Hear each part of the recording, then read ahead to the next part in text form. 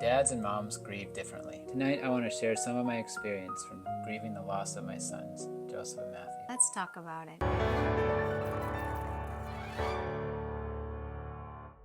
Hi, we are Jarrett and Luisa with Built on Rock Parent Coaching. In our last videos, we've shared our story of walking our first children to heaven, Joseph and Matthew. In this video, we're going to talk about Jarrett's grief journey. In a different video, I will share with you what grieving has been like for me. So let's get started. So what was your experience of grieving like? When did it start? The timing of grief was interesting. Of course, we were in all the crazy stuff that we've talked about in the last few videos with the hospitals, and we had some really intense tears through those times, as well as so much grace and joy, both. Right, the funeral, as we shared, was really joyful. So it didn't set in right away. There was kind of a shock phase. And then there was a phase, it's really common for dads to be really focused on their wife. So I was really focused on taking care of you for a while, not really slowing down for grief to set into me. But eventually it did. It got pretty heavy for a while. And then I noticed it start to go in waves, lessen and go away for a little while, and then come back, and then go away and come back. And it was kind of an unexpected movement through the year after that and beyond, unexpected times when it would come back. Would you say it was like cyclical? I couldn't always predict it, but one of the big predictors was the anniversary. The first anniversary, the second anniversary, the third anniversary. Those were always times when it would come back really strong. In addition to the date, were there certain things that brought the grief back to you? Yeah, the beginning of October has a certain smell in the air and a change in the air, that crispness and kind of brisk, and it always brings me back to those days of the Ronald McDonald House and being in Iowa City. So what did grief feel like for you, and how was it different from a mother's grief? Yeah, so grief feels different for different people. For me, it was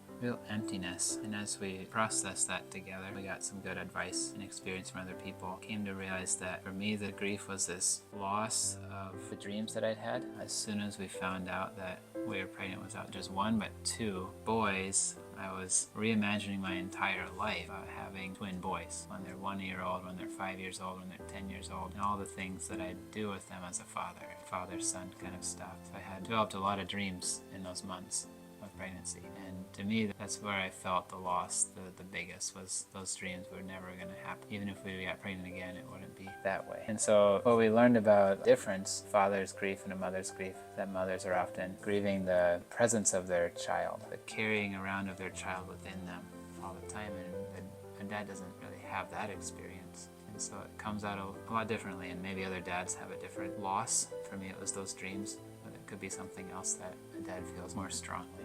But for me it was those dreams. How did grief affect you? So I've always been close to depression, and so grief really brought me quickly down into that depressive area. So it was kind of debilitating when those feelings would get bigger, when grief would come back. So sometimes it'd be a few days or sometimes a few weeks of that grayness and depression kind of sinking in.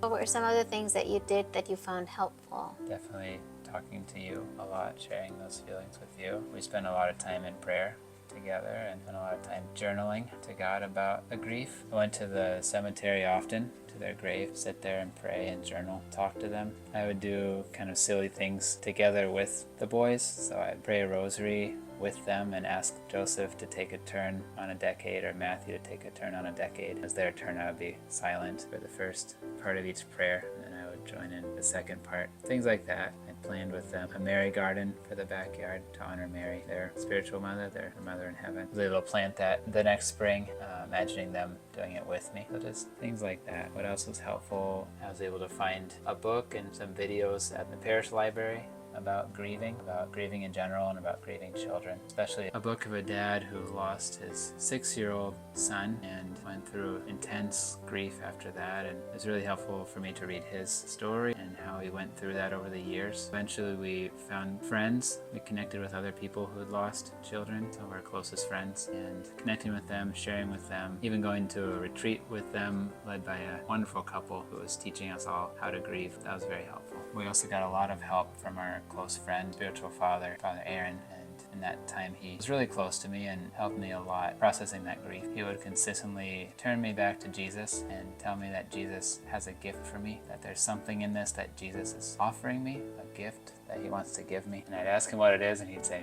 go ask Jesus. He'd always turn me to Jesus for that.